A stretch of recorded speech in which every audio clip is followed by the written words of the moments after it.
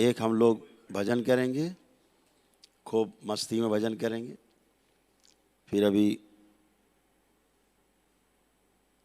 5-5 का ग्रुप बनेगा और सामने आएंगे 5 लोग, और जो इसके योग्य हो चुके हैं उनको तंत्र की दीक्षा कल प्रातःकाल दी जाएगी। मंत्र दीक्षा आप पूरी कर ही चुके हैं, और तंत्र दीक्षा है, उसमें योग्यता की जांच परख, और आप को दीक्षा मिलेगी। फिर अपना आप ये जन्म भी सफल बना सकते हैं, अच्छे से साधना आपकी शुरू हो जाएगी।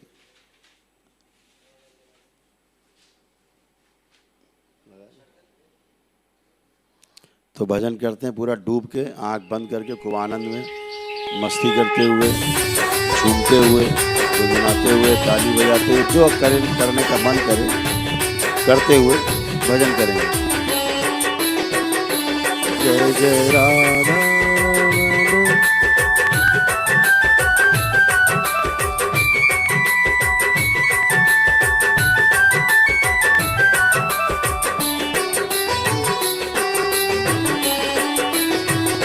जय जय राधा हरि ओम, जय जय राधा रमण हरि ओम, जय जय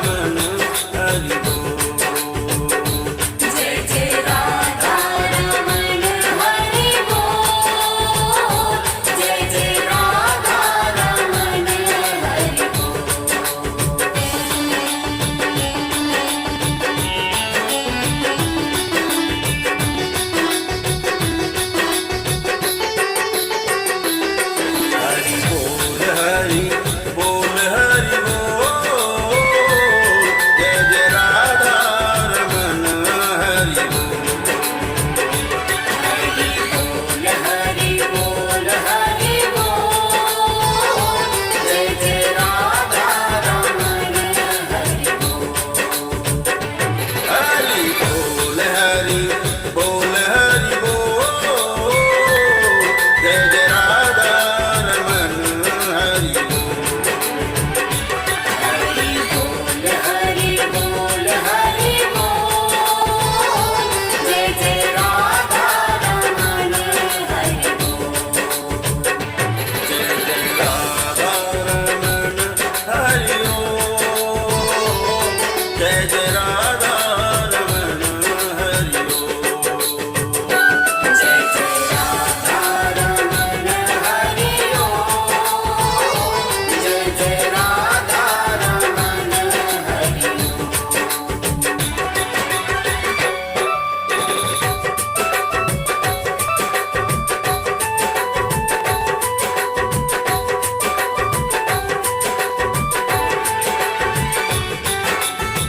जय राधा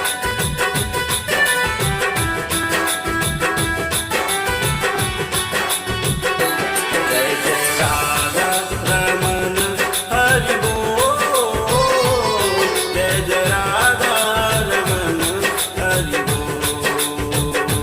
जय जय राधा रमन हरि बोल, जय जय राधा रमन हरि बोल। जय जय राधा रमन हरि बोल, जय जय राधा रमन हरि बोल। जय जय राधा रमन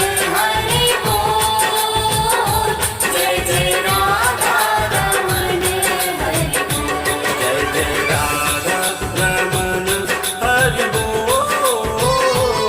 जय जय राधा रमन हरि बोल। जय जय राधा रमन हरि बोल, जय जय राधा रमन हरि बोल। जय जय राधा रमन हरि बोल, जय जय राधा रमन हरि बोल। जय जय राधा रमन हरि बोल। जय जय राधा रमन हरि बोल। जय जय राधा रमन हरि बोल। जय जय राधा रमन हरि बोल। जय जय राधा रमन हरि बोल। जय जय राधा रमन हरि बोल। हरि हर बोलिए सतगुरुदेव भगवान की।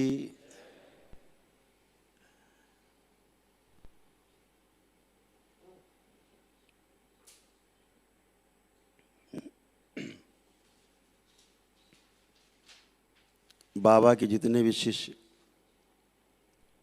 दरबार में उपस्थित हैं, मंत्र दीक्षा का जो बैरियर था वो पार कर चुके हैं।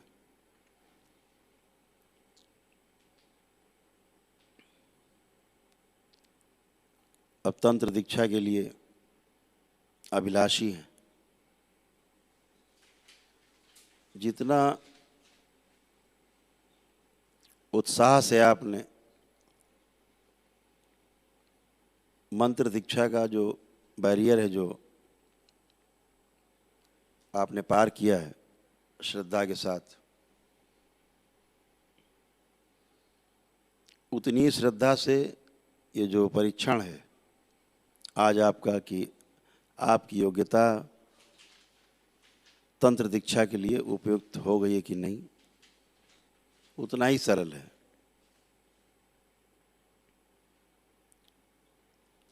बात केवल भाव दशा के परिवर्तन की है, इसके अतिरिक्त कुछ भी परिवर्तन न करना होता है और न होता है। भाव ही परिवर्तित होता है और इस जीवन में परिवर्तन के लिए कुछ भी शेष नहीं है, कुछ है भी नहीं।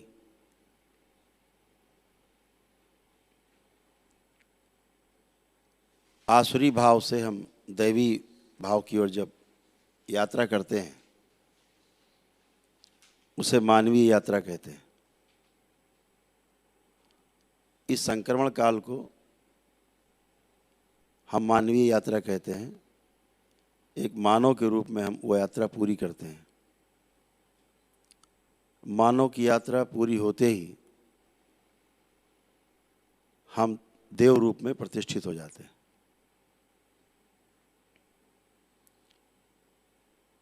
देव रूप में प्रतिष्ठित होना भी एक प्रकार का बंधन ही है। जैसे पशु, राक्षस, मानव बंधन है, इसी प्रकार से ही देवयोनि भी जो है एक प्रकार का बंधन ही है। अभी आगे बैरियर उसमें भी तोड़ने होते हैं। जहाँ पर आप देवता से, देव मानव से दिव्य मानव की ओर यात्रा शुरू करते हैं। देवता रह करके, देव भाव में रह करके जब हम सेवा शुरू करते हैं मानव जाति की, कह लें कि सभी की, अपने से नीचे सभी की, तो हमारी यात्रा दिव्य मानव बनने की ओर शुरू हो जाती है। तो अभी जो त्रिगुणात्मक प्रवृत्ति रहती है देव योनि में भी, वह त्रिगुणात्मक प्रवृत्ति जो है देव योनि की जब धूमिल पड़ने लगती है, पहले बहुत प्रबल होती है, देवता बनने के बाद बहुत प्रबल होती है, लेकिन जैसे जैसे सेवा करता है कोई देवता, कोई देवी सेवा करती है, तो धीरे धीरे उसके लिए वो भी देव योनि भी, उसका आकर्षण भी धीरे धीरे समाप्त होने लगता है। और सेवा में वो शक्ति है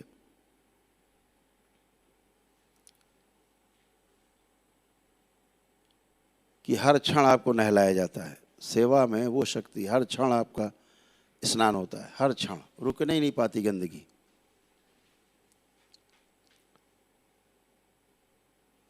तो देवता से जो दिव्य मानव की ओर, देव मानव से दिव्य मानव की ओर जो संक्रमण है, उस संक्रमण काल के बीच में की गई जो सेवा है, उसी के द्वारा दिव्य मानव होने का सौभाग्य प्राप्त होता है। दिव्य मानव कोई बन नहीं सकता, बनाया नहीं जा सकता, किसी को होना होता है, और वह एक स्वाभाविक अपने आप होने वाली प्रक्रिया है जो सतत चलती रहती है। पशु से लेकर के और दिव्य मानव तक की जो यात्रा है वो स्वतः ही चलती रहती है। आप ना भी प्रयास करें तब भी आपके अनुभव बढ़ते जाते हैं धीरे धीरे जीवन में, और आपकी यात्रा बढ़ती रहती है। आपके अनुभव बढ़ते रहते हैं, आपकी यात्रा बढ़ती रहती है। लेकिन साधना से इसी की हम गति बढ़ा सकते हैं। कोई अपनी गति 10 गुना कर लेता है, कोई 1000 गुना, कोई करोड़ गुना कर लेता है, कोई अरबों खरबों गुना गति बढ़ा लेता है सेवा से। सेवा में, सेवा है क्या? अभी आप तंत्र दीक्षा लेने के लिए बैठे हैं, एक शब्द आपने पकड़ा हुआ है, सेवा करनी। तो अभी सेवा है क्या? शब्द में सेवा क्या है और उस शब्द का अर्थ क्या है सेवा का, उसको समझना बहुत आवश्यक है। अगर हम सेवा को समझ लें तो जीना बहुत आसान होता है।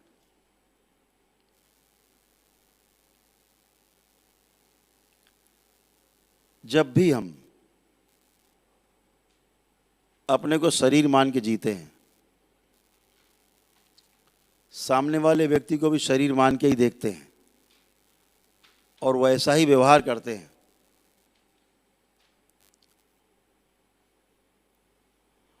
वहाँ पर शोषण है, कम ज़्यादा दिखाई देता है। अपने से छोटा दिखेगा या बड़ा दिखेगा, अपने से गरीब दिखेगा या अमीर दिखेगा, अपने से ज़्यादा ज्ञानी दिखेगा या अज्ञानी दिखेगा, अपने से ज़्यादा या कम, हर क्षेत्र में व्यक्ति दिखाई देगा। धन में, पद में, बल में, तमाम तरह से आपको कम ज़्यादा दिखाई देगा। जहाँ कम ज़्यादा आपको दिख रहा है और आप किसी व्यक्ति की मदद कर रहे हैं, कतई वो सेवा नहीं है।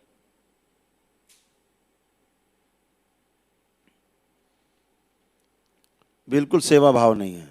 वहां कुछ पाने की चाहत है, यश या धन, कुछ भी पाने की चाहत है। सेवा का अर्थ ही बड़ा व्यापक है, बहुत अद्भुत है। सेवा संकल्प के साथ ही में शुरू की जा सकती है, बिना संकल्प के सेवा नहीं हो सकती। अगर आपका संकल्प कमजोर है, सेवा होना मुश्किल काम है। संकल्प अगर आपका मजबूत है तो सेवा में लेने देने का भाव है ही नहीं, होने का भाव है। और सामने वाला व्यक्ति आपको दिखता नहीं है, सामने वाले व्यक्ति में उसका जीवन दिखता है अपने जैसा। जैसा मैं चाहता हूँ, सामने खड़ा व्यक्ति भी वैसा ही चाहता है, ऐसा दिख जाए तो आपके द्वारा जो होगी वो सेवा ही होगी। अगर ये दिख जाए सामने वाले व्यक्ति में कि केवल शरीर नहीं है, ये शरीर तो जीवन अपने भोग काटने के लिए आया है, माध्यम है, अपने को प्रमाणित करने के लिए आया है जीवन। मैं हूं 84 लाख योनियों के बंधन से मुक्ति के लिए शरीर धारण किया है, मिला है। लेकिन जिस दिन दोनों दिख जाए और ये दिख जाए कि इसको चलाने वाला जीवन है, शरीर तो बहाना है, माध्यम है, साधन है, तो निश्चित रूप से आपकी सेवा शुरू हो जाती है। सामने वाले की फिर जो आप मदद करते हैं या सामने वाले व्यक्ति के साथ आप जीते हैं, तो निश्चित रूप से वो सेवा है जो आप करते हैं। क्योंकि फिर आपके पास अपेक्षा नहीं रहती, शरीर नहीं रहता, छोटा बड़ा नहीं दिखता, अच्छा बुरा नहीं दिखता, सिर्फ सेवा का भाव होता है। कैसे? एक सहानुभूति एक भाव है, एक भाव ईर्ष्या का है। ईर्ष्या का जब भाव रहता है तो हम सामने वाले व्यक्ति के हर कार्य पर संदेह करते हैं।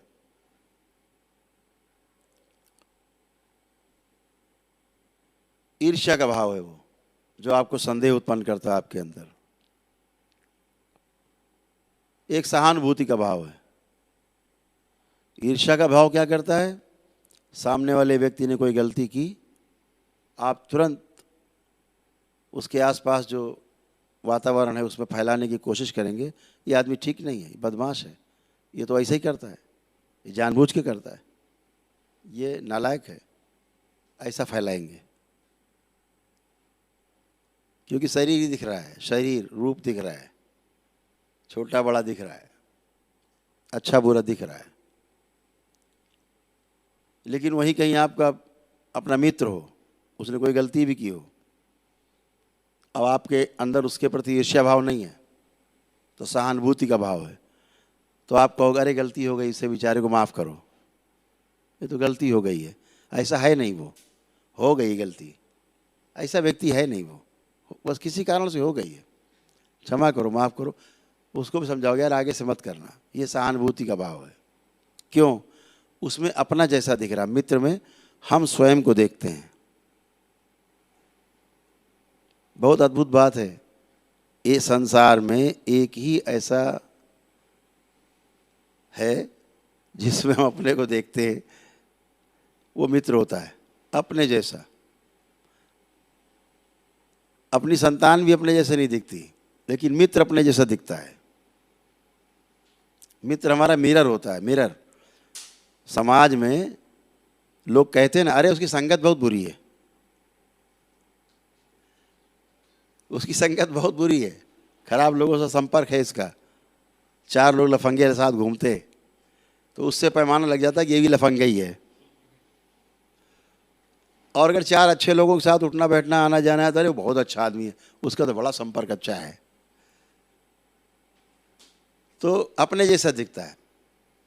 तो अपने जैसे निर्मित कर लेता आसपास वातावरण, और वैसे ही लोग आसपास उसके रहते हैं। तो सेवा का जो भाव है,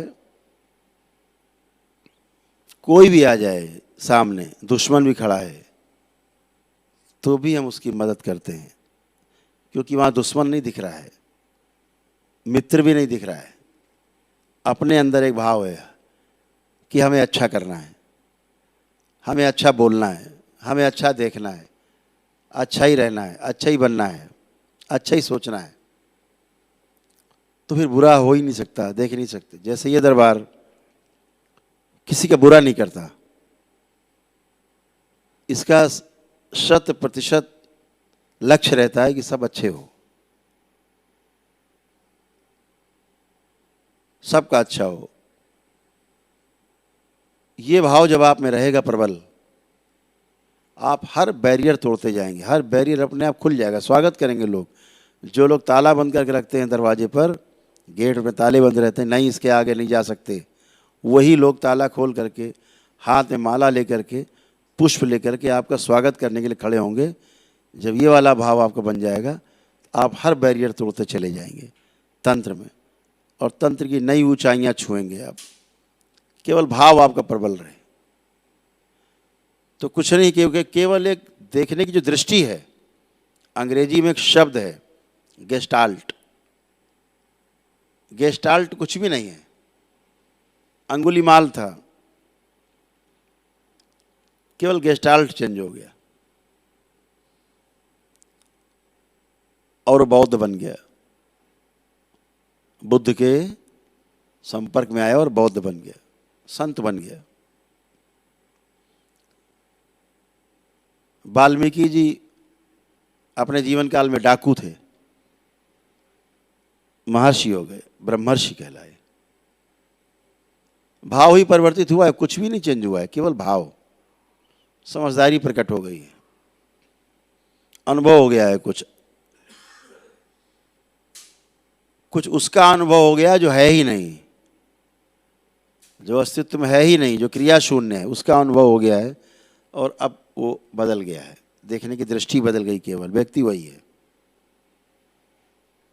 आप व्यक्ति वही बने रहिए, अपनी देखने की दृष्टि भी आप ना बदलिए, लेकिन सेवा का जो भाव है वो प्रबल बनाइए, दृष्टि अपने आप बदल जाएगी। एक भाव रहेगा, हमें सामने वाले के साथ शुभ करना है, यही भाव रहे, केवल शुभ ही करना है, शुभ ही शुभ करना है, ऐसा भाव रहेगा, दृष्टि बदल जाएगी सेवा करते करते। अभी यदा कदा रहता मन में कि हम तंत्र द्वारा ऐसा भी कुछ कर पाएँ कि कोई बदमाशी करे, उसको हम छू कर दें तो मर जाए, छू कर दें लंगड़ा हो जाए, छू कर दे तो बेहोश हो जाए, छू कर दे तो जो है अस्पताल चला जाए। ये सब तुच्छ भाव है, सांप सीढ़ी जैसा है, ऐसे भाव आप लाते हैं ऊपर नीचे आ जाते हैं तुरंत। बिल्कुल सांप सीढ़ी जैसा है, जहाँ आपका भाव ये रहता है हमें केवल सबके साथ सहयोग करना है, अच्छा करना है, अच्छा ही अच्छा करना है, लोगों की मदद करना है, हर सूरत में मदद ही करना है। आप इस बात को हमेशा ध्यान रखें, शुरुआत हमेशा छोटे से होती है। जिस दिन आपका जन्म हुआ होगा और आप माँ की गोद में पहली बार आप आए होंगे, कोई कल्पना भी नहीं कर पाता कि आप यहाँ तंत्र दीक्षा के लिए बैठे होंगे। कोई कल्पना ये भी नहीं कर सकता कि आप इतनी ऊंचाइयाँ छू करके करौली सरकार के दरबार में और कहाँ से कहाँ पहुँचने वाले हैं, अभी वो कल्पना किसी को नहीं हो सकती। लेकिन भविष्य की किताब में लिखा हुआ है, भविष्य की किताब में लिखा हुआ है, भविष्य के दर्पण में दिखता है कि आपको कहाँ जाना है, कहाँ पहुँचना है, क्योंकि वो है, किताब में लिखा हुआ है। तो फिर मुश्किल होता है भूलना, मिटाना। यहाँ जब किसी की मृत्यु मिटानी होती है दरबार को, तो सबसे पहले चित्रगुप्त से कहा जाता है कि पन्ना फाड़ दो, इसकी मृत्यु का जो पन्ना है इसका फाड़ दिया जाए। वो फट जाता है। तो मृत्यु से बच जाता है दरबार का सेवक भक्त शिष्य बाबा का। लेकिन अगर वो लिखा हुआ है तो बचने के चांस नहीं। लिखा है हो के रहेगा, अब लिखा ही नहीं है तो नहीं होगा। सीधी बात अब कहते हैं नहीं हम, जो लिखा है भैया भाग्य में वो तो हो के रहेगा, सत्य है। बाबा क्या करते हैं, लिखा ही हुआ फाड़ देते हैं, काम ही खत्म। तो कहते हैं अब लिखा ही नहीं, अब क्या करोगे। तो ये आपका दरबार है, जितना आप इससे लूट सको उतना लूटो, इतने अनुभव लूटो, इतने अनुभव लूट लो कि बिल्कुल बुद्ध जैसी स्थिति हो जाए, सिर्फ अच्छा ही दिखे, कुछ दिखे ही ना।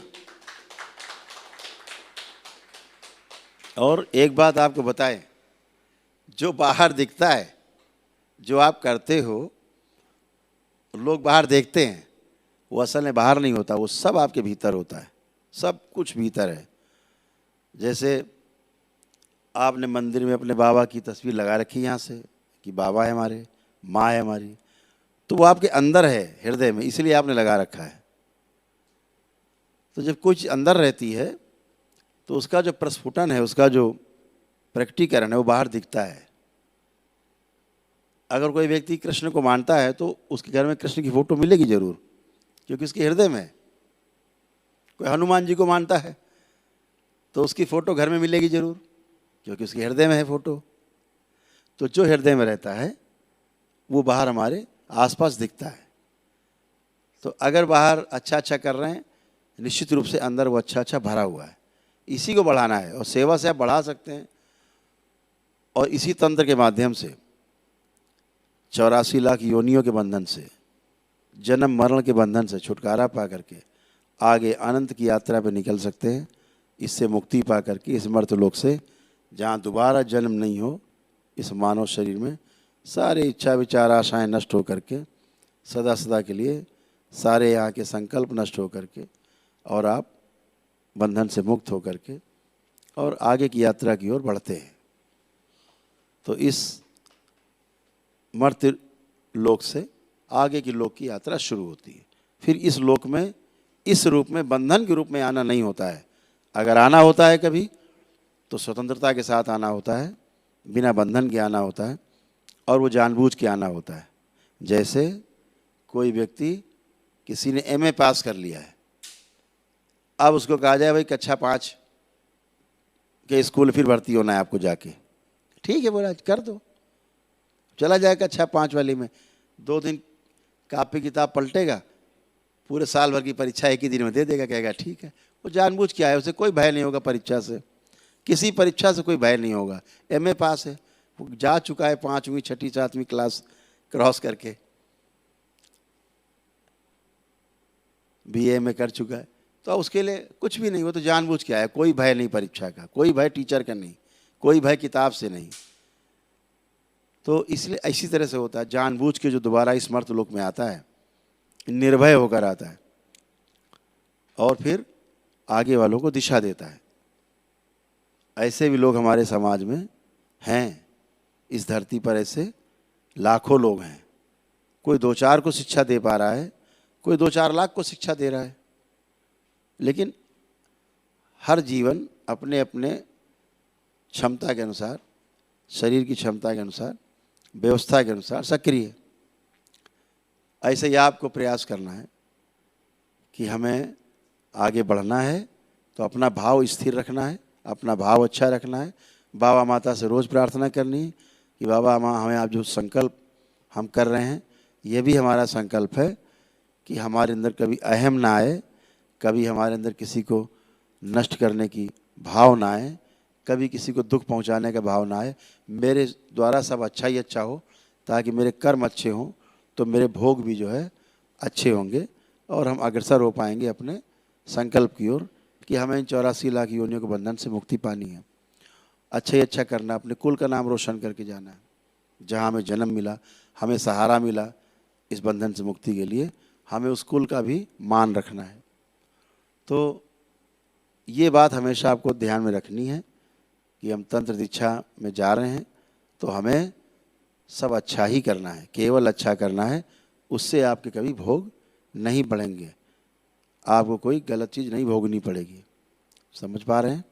यही करना। अभी जब जो लोग तंत्र की दीक्षा में अभी आप उत्तीर्ण होंगे आज लेने के लिए, उनको स्वयं ही परिवार से काट के दरबार अलग करके, और सभी को 9 के पुण्य अलग से दिए जाते हैं, उनका अलग डीएनए बनाया जाता है, ताकि उनको कोई भी चीज़ें आ जा रही हैं, शक्तियाँ आती जाती हैं, तो परिवार के लोगों को कोई उससे कष्ट ना हो। दरबार ने इसीलिए डीएनए को और मजबूत किया है कि एक दूसरे के कष्ट, एक दूसरे के रोग किसी में जाने आने ना पाएँ, और उसी के द्वारा ही दरबार की शक्ति से निकलें और वो स्वस्थ हो। तो आपको अलग से दिए जाते हैं पुण्य, आपको अलग से रखा जाता है डीएनए गुर्जा पथ में, सुरक्षित रखा जाता है, और सुरक्षा की लेयर बढ़ाई जाती है आपकी अलग से, है ना। तो इसके लिए आपको बहुत बहुत बधाई कि आप इसके लिए तैयार हो पाए। आपने इसके लिए संकल्प लिया है, अंदर आपके है अंदर कि हम भी कुछ कर पाएँ। ये बहुत अच्छा भाव है। रात्रि को 11 बज रहा है और आज पूर्णिमा है, और आप बाबा के सामने दरबार में, इस करौली सरकार के दरबार में आप बैठे हैं, जहाँ स्वयं करौली शंकर महादेव विराजमान हैं।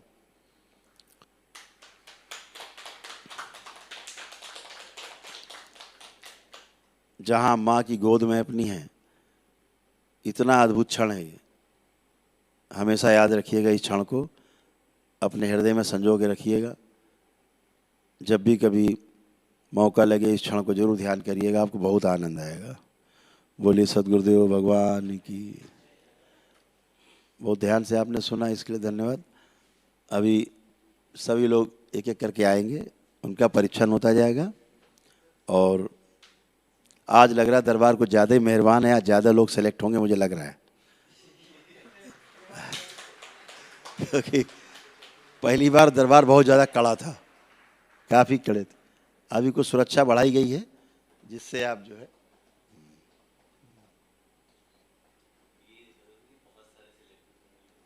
लग रहा है हाँ।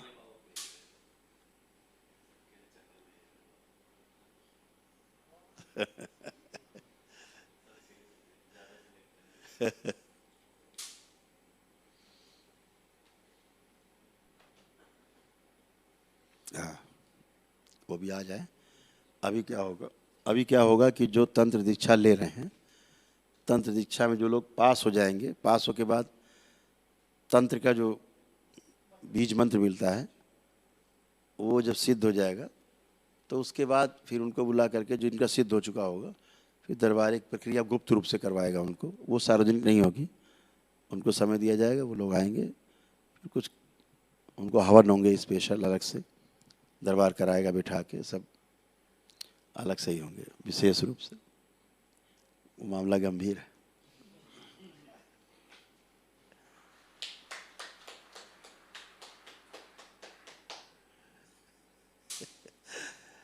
चलिए, तो प्रक्रिया शुरू की जाए।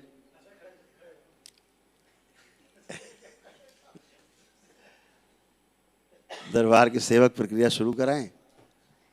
बाहर जो बच्चे खड़े हैं उनको बता दिया जाए। हाँ, वैसे ही कर लें। हाँ, जैसे लास्ट टाइम किया था, ठीक वैसे ही। हाँ, बताते हैं। एक चिन्ह बना देते हैं मस्तक पे।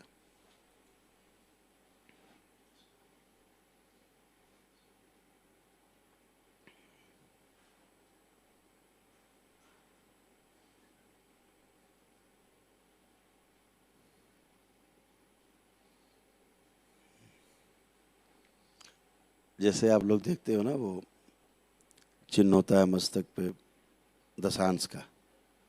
दशांश का देखते हो ना? हाँ, देखते हैं ना, दशांश का बिल्कुल सोने जैसा चमकता है। हाँ, सोने से चमकता है, बीच में त्रिशूल होता है, ठीक। तो त्रिशूल बहुत लंबा दिखेगा ऊपर तक। हाँ, स्वर्ण त्रिशूल सबको लंबा दिखेगा। मस्तक से जड़ यही होगी। हाँ, त्रिपुंड तो है ही है, त्रिशूल दिखेगा बहुत लंबा, मस्तक से ऊपर सुनहला। ये समझो सिलेक्ट होने के लायक है, सबको दिखेगा। ठीक, हाँ आंखें बंद करें सब, दृष्टि और बढ़ा दें। ओम अंदर,